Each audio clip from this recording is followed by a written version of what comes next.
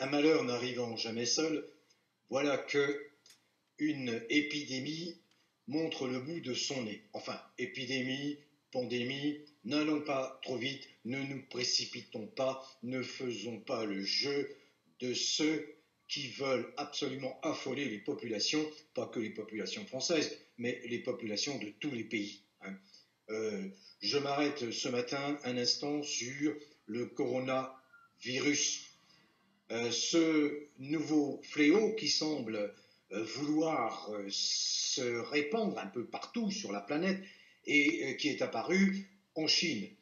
Alors bon, moi, par expérience, j'ai connu d'autres menaces qui devaient dévaster les populations, comme les grandes pestes du Moyen Âge, comme la grippe espagnole pendant la Première Guerre mondiale, etc. etc. Donc, lorsqu'il s'agit de la santé des individus, lorsqu'il s'agit des précautions sanitaires, effectivement, il y a des organismes. Le principal organisme mondial, c'est l'Organisation mondiale de la santé, l'OMS.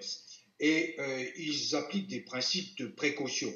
Mais ce que peut préconiser l'OMS peut être récupéré par des intentions malveillantes. Donc, moi, je vous mets en garde. Pour l'instant, il n'y a pas lieu d'affoler, de s'affoler de manière exagérée. Il y a effectivement un risque, mais il y a aussi une réponse que ne vous donnent pas les médias qui sont honteux. Hier, je me suis forcé à regarder le journal de TF1, mais c'était un vrai scandale.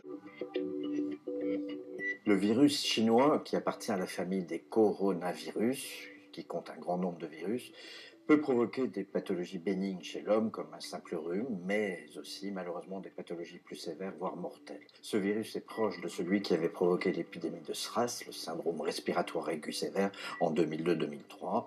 Il semble moins violent que celui qui avait provoqué le SRAS, mais pourrait être plus contagieux.